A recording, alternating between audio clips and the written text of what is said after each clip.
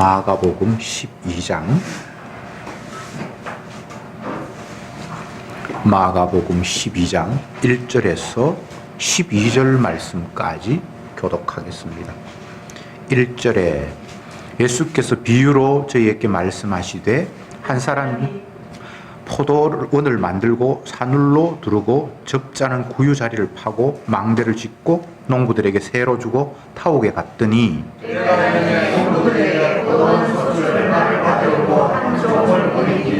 저희가 종을 잡아 심히 때리고 거저 보내었거늘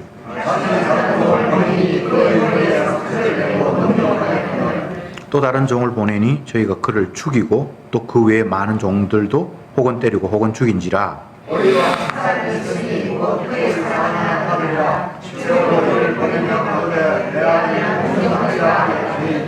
저 농부들이 서로 말하되 이는 상속자니 자 죽이자 그러면 그 유업이 우리 것이 되리라 하고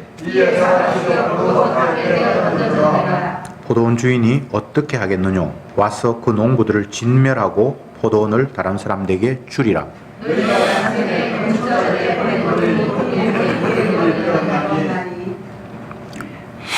이것은 주로 말미암아 된 것이요 우리 눈에 기이하도다 함을 읽어보지 못하였느냐 하시니라.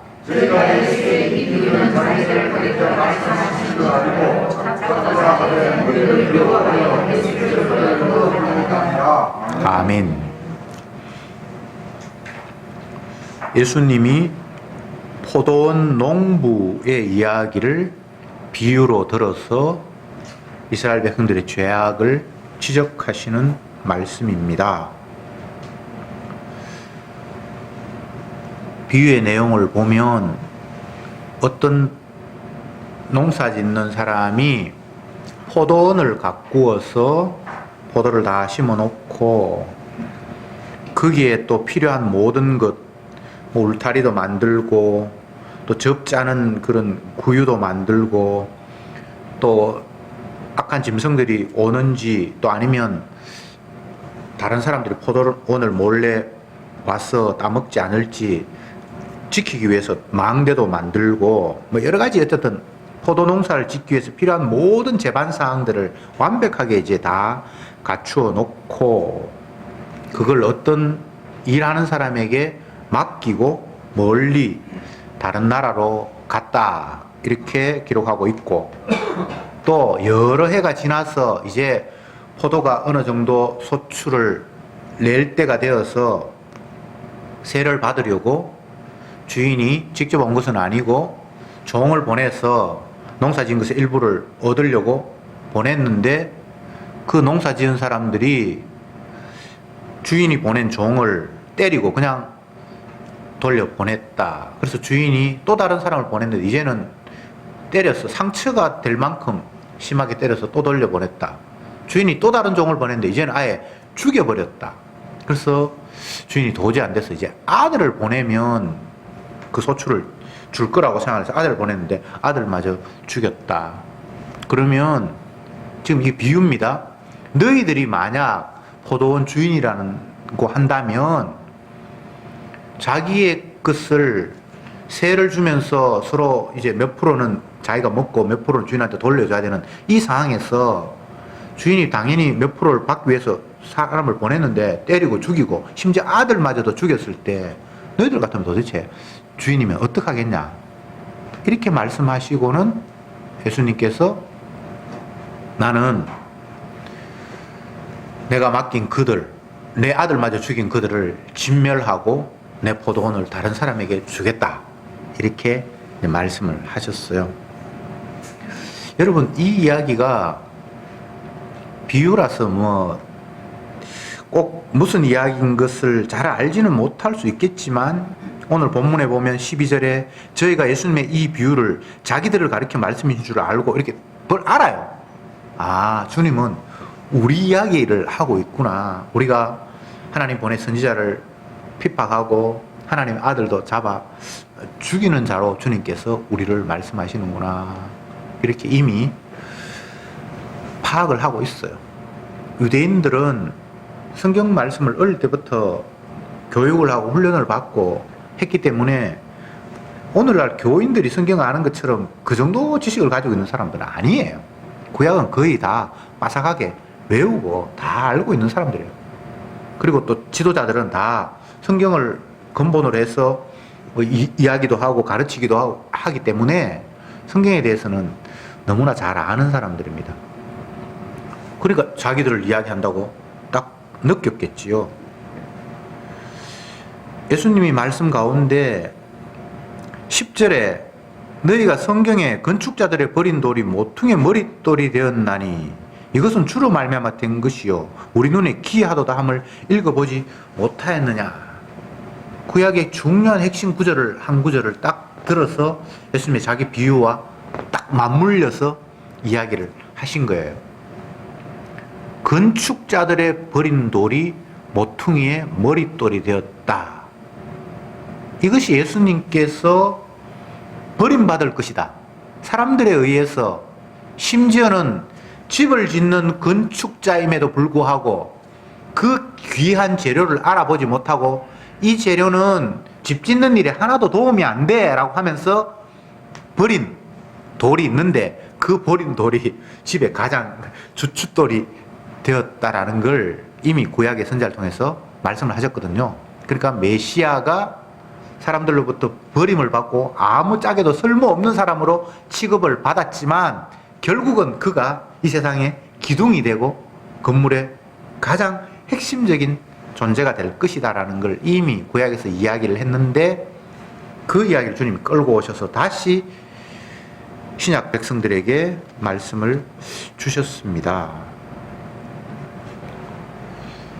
건축자가 건축 재료인 돌이 얼마나 중요하며 필요한 것인가를 모른다는 게 좀 의아하죠. 근데 이 세상의 인간들이 그렇다는 거예요. 가장 귀한 돌인데 이건 쓸모가 없네 하면서 버렸다는 거예요. 예수님을 취급하는 인간들의 관점이 이렇다는 거예요. 하나님의 아들인데, 그리고 이분이 세상의 주인인데, 나를 만드신 분이고 나의 앞으로의 모든 생사화복을 다 주관하시는 그분인데 그분 앞에 우리가 머리 숙이고 우리의 죄를 자복하고 나의 필요를 알아야 되는데 이 쓸데없는 사람이 왜 우리의 이야기를 방해하고 우리의 삶에 거추장스럽게 자꾸 간섭하지?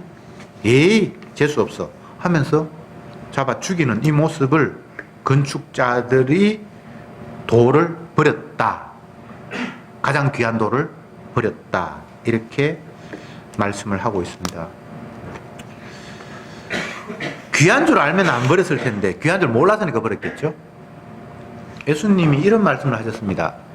사람들이 나를 미워하는데 그 미워하는 이유가 내가 그들을 하는 일마다 죄악되었다고, 정말 완악한 일이라고 계속해서 지적하니까 그들이 나를 미워한다. 이렇게 말씀을 하셨어요.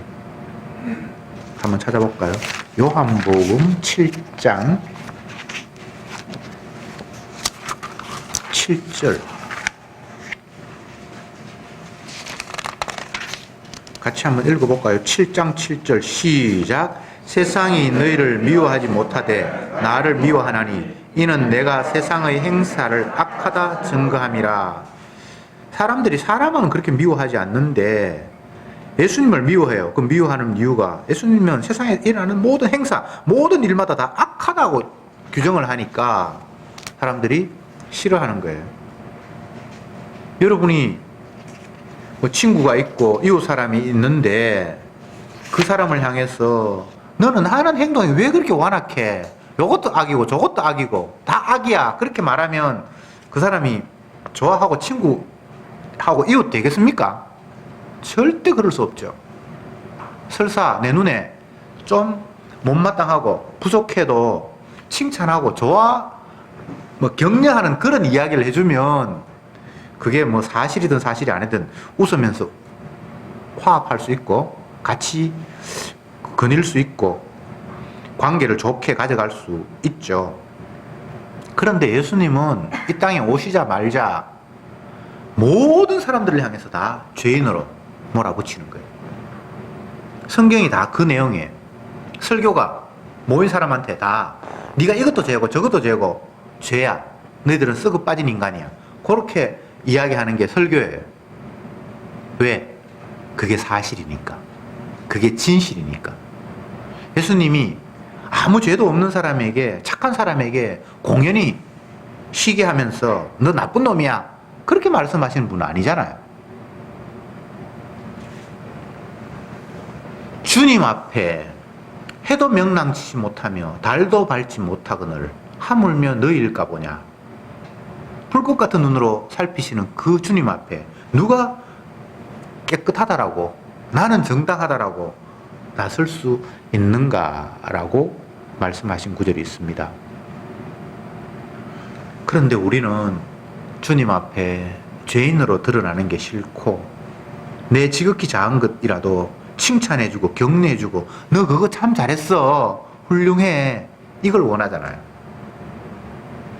제가 뭐 아들 하나 키우면서 아버지 역할도 제대로 못하고 그렇게 했습니다만, 제가 파악하기에 제 아이는 잘못을 지적하는 것보다는 조금 뭐 잘하는 게 있으면 그거 칭찬하는 게 훨씬 더 교육적인 효과가 있더라고요. 내가 나중에 알았어요. 분명히 잘못했는데 그 잘못을 지적하는 거 굉장히 싫어해요. 예를 들면 행동이 굉장히 이제 굼뜨고 또 운동신경이 굉장히 없어서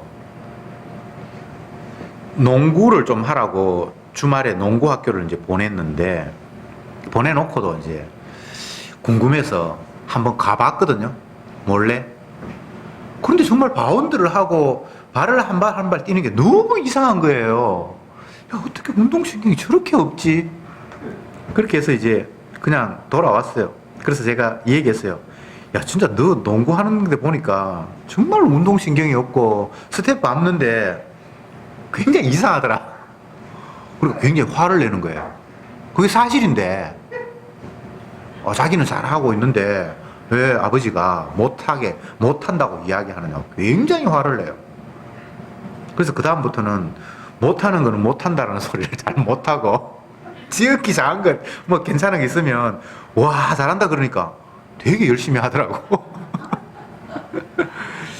뭐 저희 아이만 그런 건 아닐 거예요. 그 인간의 보편적인 심리인 것 같아요. 근데 성경을 읽어보면 정말 예수님이 하시는 말씀은, 예수님이 이 땅에 오셔서 공생애를 시작하시면서 첫 번째 일성으로 터뜨린 것이 이 독사의 새끼들아, 이렇게 말씀하세요. 독사라는 말은 뭐 여러 가지로 우리는 해석할 수 있습니다만, 그 당시 유대인의 그 사회적인 풍습과 성경의 지식으로는 마귀 새끼야 이 말입니다. 아시겠습니까? 뱀, 창세기에 나타난 그 뱀은 사람을 유혹했고 하나님의 대적에 쓰잖아요. 그 독사의 새끼들, 이 마귀 새끼야. 그리고 욕 중에 가장 악랄한 욕이에요. 그냥 우리는 뭐 개새끼 이 정도로 욕하면 기분 나쁜데, 요즘은 애완견이라서 그런 말도 욕이 안 되는데, 예수님이 독사의 새끼들아라고 말하는 것은 유대 사회에서 욕할 수 있는 욕의 가장 악독한 이야기예요. 예수님이 첫 번째 공적인 생활을 시작하면서 입을 열면서 첫 번째 하신 이야기가 대중들을 향해서, 이건 뭐 서기관 바리새인이나 특정한 사람, 또 아니면 세리 창기 뭐 이런 사람들을 향해서 하는 이야기가 아니고 모두 다를 향해서 가장 악랄한 욕, 이 마귀 새끼들, 저주받을 새끼들아라고 그렇게 첫 번째 입을 여셨어요. 그런 자를 누가 좋아하겠습니까? 예수님은 입만 열면 욕이고 저주고, 에이 재수없는 인간들, 오늘 이야기하면 꼴도 보기 싫은 인간들. 유대인들이 사마리아인을 보면서 길을 가다가 사마리아인을 만나면 에이 재수없어 하면서 침 뱉고 길로 돌아가고 마치 문둥이 보듯이 그렇게 했단 말이죠. 근데 예수님이 이스라엘을 향해서 하신 행동이 마치 문둥이 취급하듯이 그렇게 말씀하시고 행동을 하셨단 말이죠. 그러니까 그 문둥이 취급받는 그들이 예수님이 얼마나 미웠겠습니까? 우리가 요한복음 7장 7절을 봤는데 너희들이 나를 미워하는 이유는 내가 너희들 하는 행위 쪽쪽 다 그게 죄라고 규정했기 때문에 너희들이 나를 미워하지. 예수님도 알아요. 예수님이 바보가 아니잖아요. 사람들 심리를 몰라서 그런 건 아니잖아요. 그럼에도 불구하고 왜 예수님이 이렇게 하셨을까를 우리가 생각해 봐야 되잖아요. 주님 좀 좋은 말 해주세요. 목사님 설교 시간에 제발 힘 빠지는 이야기 하지 말고 위로하고 격려되는 말 좀 해주세요. 그건 복음이 아닌데. 헛된 일을 하는데 바벨탑을 쌓고 있는데 조금만 더 열심히 싸우면 반듯하게 싸울 수 있다. 그 말을 할 수가 없잖아요. 무너질 성인데. 예수님 바탕 반석 위에 뭔가를 지어야 되는데 바탕이 예수님이 아닌 다른 곳, 그게 다 모래입니다. 모래가 특정한 지역이 모래가 아니고 예수님인 반석 위에 짓지 않는 그 위치가 다 모래예요. 아시겠습니까?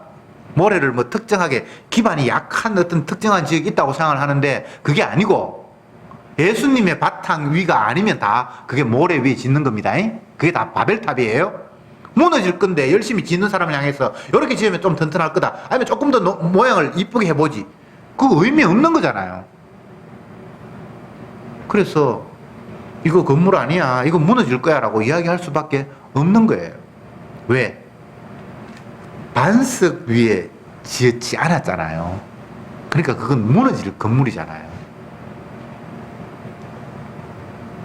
세상은 예수님이 만드셨고 그분이 자기 자신을 드러내기 위해서 모든 것들을 다 위치시켜 놓았어요.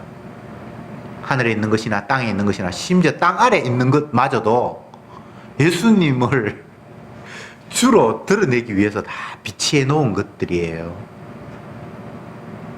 그런데 그게 깨달아지지 않으니까 내 중심으로 세상을 보기 시작하는 거예요.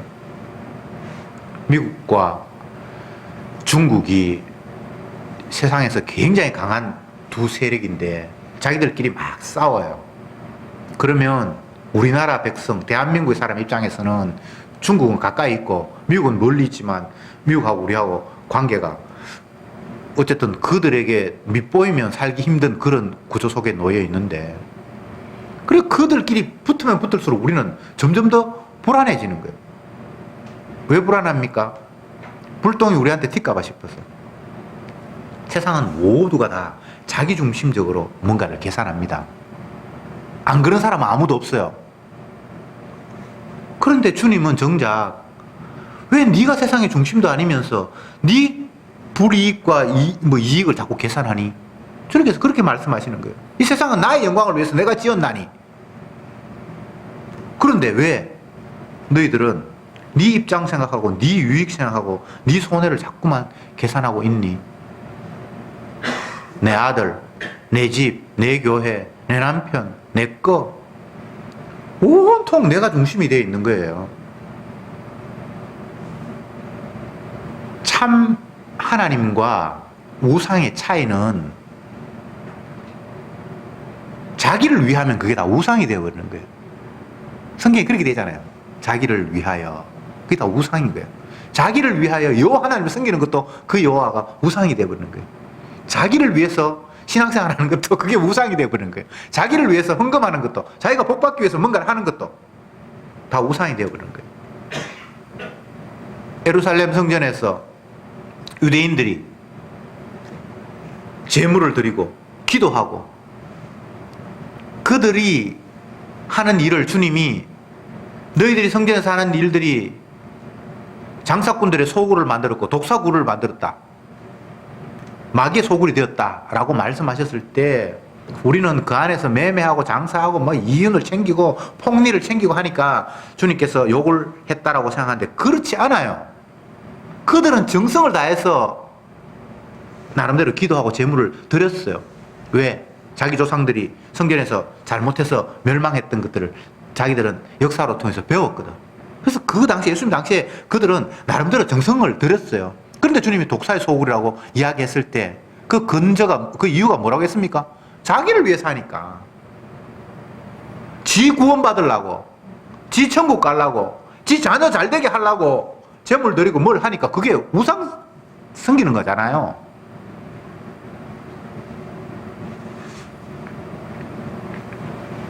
예수님은 오늘 본문을 통해서 유대인들 전부를 싹쓸이 다 주인의 뜻을 거스리고 주인의 소유를 자기의 소유로 삼으려고 아들마저 죽여버린 자로 규정하셨습니다.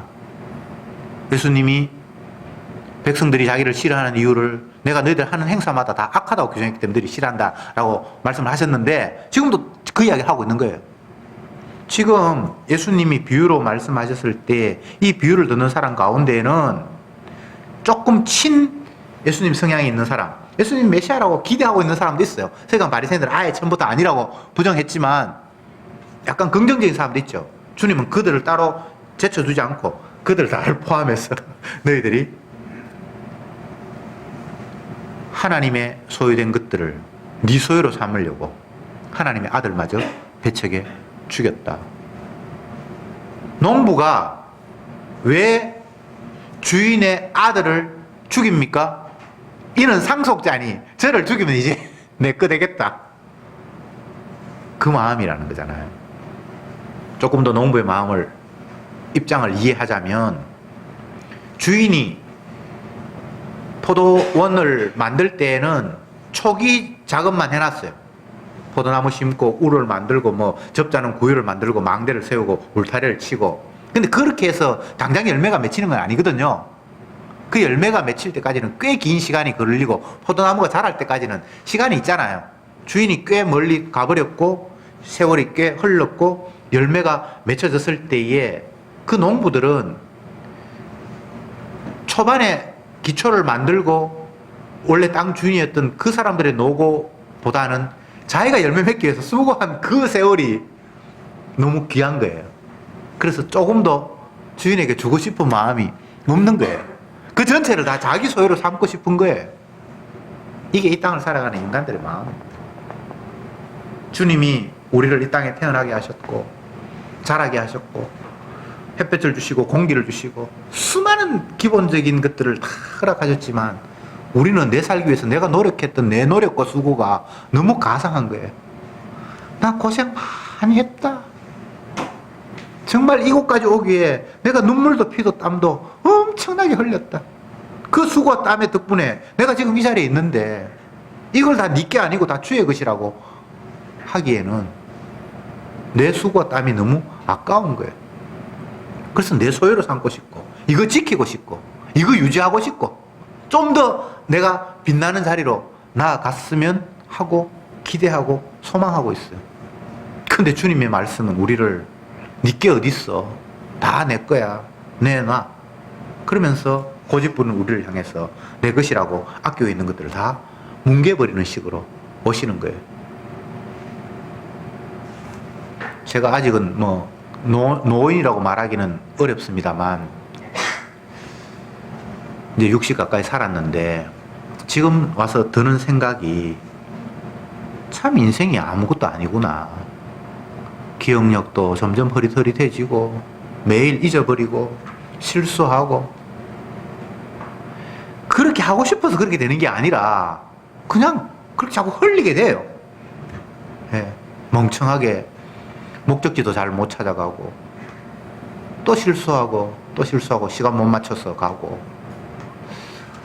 10년 전에는 안 이랬는데 네. 이제 점점 더 망가지겠죠. 하기야 처음부터 다 엉터리였는데 내 스스로 안 그렇다고 내가 생각을 하니까 주님께서 너 원래 그런 존재 아니야 라는 걸 점점 더 이제 드러내면서 확인시키는 차원이에요. 너는 흙이니까 흙으로 돌아가는 거야. 너 아무것도 아니야. 너 잠시 있다 사라져버릴 것들이야 라는 걸 보여주는 과정이 우리가 이 땅에 살아가는 시간 아닙니까? 내가 젊을 때는 안 그랬는데 그것도 착각이에요. 젊을 때는 젊을 때 나름대로 엉뚱한 짓 했고 나이 들면 또 그게 맞게 또 엉뚱한 짓 하면서 주님은 우리를 오류투성이인 죄인이라는 사실을 확인시키는 세월을 쭉 살게 하신 거예요. 저는 비교적 어린 나이부터 세상 사람들로부터 아니면 교회 안에서 지도자 노릇을 하니까 사람들이 얘 뭐 어릴 때는 전도사님 그러고 또 뭐 목사 됐으니까 목사님 그러고 늘 그렇게 대우받으면서 살았어요. 물론 뭐 속으로는 어떻게 생각할지 모르지만 겉으로는 최소한 예, 제가 20대부터 어른들 나이 드는 권사님도 존칭 썼지 20대라고 그렇게 뭐 얘야 그렇게 대우를 안 받았거든요. 그러니까 제가 지금 와서 생각해 보니까 그들이 뭐 제가 대단해서 아니면 존경할 만해서 그런 건 아니고 그냥 교회에서 그냥 어떤 위치가 있으니까 그렇게 했는데 저는 제가 좀 착각을 했던 것 같아요.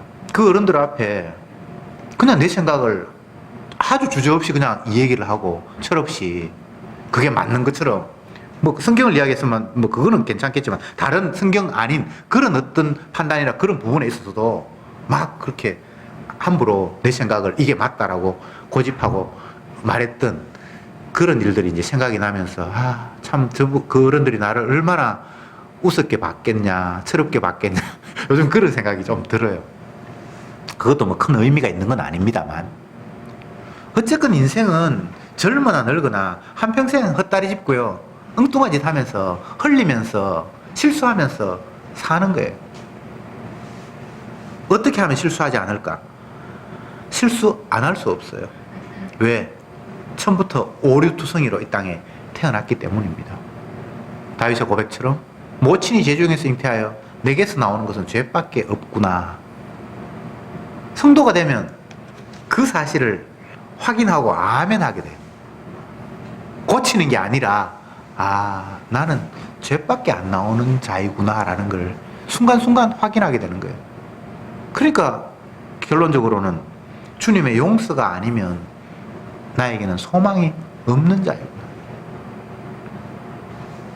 그래서 예수님의 말씀이 콱콱 와닿는 거예요. 나는 의인을 부르러 온 것이 아니라 죄인을 부르러 이 땅에 왔다.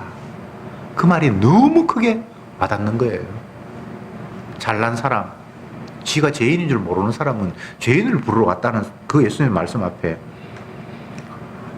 별로 나하고는 상관이 없는 사람이 되어버리잖아요. 건강할 때는 의사가 뭐 자기한테는 아무 상관이 없어요. 젊은 아이들이 건강하고 병원에 안 갈 때는 의료보험 그거 왜 꼬박꼬박 내야 되냐고 막 화를 내요. 근데 나중에 늙어보면 그게 필요하다라고 느끼는 거예요. 그렇죠, 그죠? 예. 의료보험, 노인들한테 의료보험이라는 건 그건 너무나 당연히 있어야 되는 거예요. 근데 20대 애들 1년 돼서 병원 한 번도 안 가고 하는 애들은 돈이 너무 아까워. 이게 뭐 어려운 이야기 아니잖아요. 지가 죄인인 줄 알아야 죄 용서하겠다라는 예수님의 말씀이 얼마나 값진 말씀인지 다가오잖아요. 은혜는 나의 소유를 지키는 것이나 지위를 높이는 것이나 원하는 것이 채워지는 것이 아니라 내 꼬라지를 아는 게 은혜예요. 죄인이니까 죄인인 줄 아는 게 은혜예요. 그렇게 알아야 죄 용서하신 예수님을 절실하게 찾게 되는 이런 구도. 그게 복음의 흐름이에요. 예수님이 왜 자기 사랑하는 백성들에게 독사의 새끼들아, 오늘 본문에는 나를 배척한 사람뿐만 아니라 나를 인정하고 내가 메시아 되기를 바라는 사람마저도 다 합쳐서 너희들이 나를 죽이는 악한 자다라고 말씀하셔야 되는가? 죄인이 되어야만 죄 용서하시는 예수님과 관계를 맺을 수 있기 때문입니다. 그래서 주님이 죄인이라고 지적하시는 이야기가 얼마나 감사한 이야기인지 몰라요.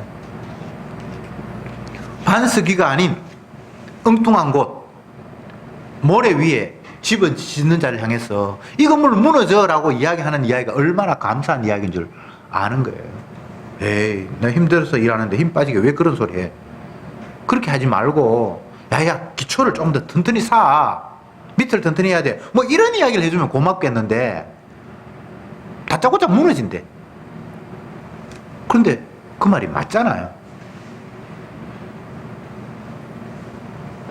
어떤 사람은 주님의 말씀을 들으면서 모래 위에 세운 집은 무너진다고 하니까 든든한 반석을 열심히 찾아 헤매서 이곳은 이제 단단한 하부 구조가 형성됐으니까 여기서는 안 무너지겠지. 이렇게 생각하는데 그게 오늘날 종교인들이에요. 우리는 어떤 곳을 찾아서 지어도 그게 다 모래 위에 지은 집이에요. 쉽게 이야기하면 내가 지은 집은 무조건 무너져요. 내가 어디 지어도 그건 다 모래 위에요. 주님의 죽으심, 그것만이 반석이에요. 하나님이 받으시는 것은 아들의 죽음만 받으시는 거예요. 하나님이 재물을 기뻐하신다. 흠없는 재물을 드리라 말씀드리니까 우리가 내가 기른 양 중에 깨끗한 거, 튼튼한 거, 토실토실한 거 드리면 하나님 받을 것이 하는데 그렇지 않아요. 흠없는 재물은 아들 예수님의 십자가 죽으심 외에는 없어요. 그게 성경 이야기예요. 그러니까 내 제사로는 안 되고요. 예수님이 아버지 앞에 자기 자신을 제물로 드리는 그 제사만 하나님이 오케이 하시는 거예요. 그게 반석 위에 지은 집이에요. 그래서 우리는 내 거 가지고 들여밀고 그렇게 해서는 안 되고 아들이 드리신 제사 앞에 내가 포함이 되어버려야 되는 거예요. 예수님, 당신의 피 흘리심에만 아버지가 기뻐하시는 사랑이 있군요라고 주님의 피에 그냥 엎어지는 거예요. 그게 성도예요. 내 살을 먹고 내 피를 마시지 아니하면 너희에게 생명이 없느니라. 이것은 예수님의 죽으심이 나의 것이 되어야 된다는 거예요. 그분의 죽으심이 나의 죽으심이라고 받아들여져야 된다는 거예요. 그렇게 할 때 그가 주님의 살과 피를 먹는 거예요. 성찬식 하라는 이야기가 아니고 하지 말라는 이야기도 아니고 주님의 죽으심이 우리의 유일한 생명이 된다는 거예요. 내 거 안 받는다 그러는데 자꾸 주님 앞에 주님 이거 안 받으시면 난 뭐 드립니까? 이것도 좀 받아주세요. 이것도 좀 받아주세요. 계속해서 내 것을 주님이 인정해 주시기를 기대해요. 가인의 제사는 자기 것을 드린 거잖아요. 그러면 아벨은 자기 것 아닙니까? 그렇게 묻고 싶은데 아벨은 자기 게 아니에요. 피는 장차 오실 예수님의 십자가를 그 안에 담아놨어요. 본인이 알든 모르든 하나님은 그렇게 인정하시는 거예요. 그게 성경이에요. 아니, 지가 양 키우는 사람이 양 잡아가 드리는 거하고 농사 지는 사람이 농사 드리는 거하고 똑같잖아요. 자기 거잖아요. 우리는 그렇게 인식하죠. 근데 하나님은 그렇게 보지 않아요.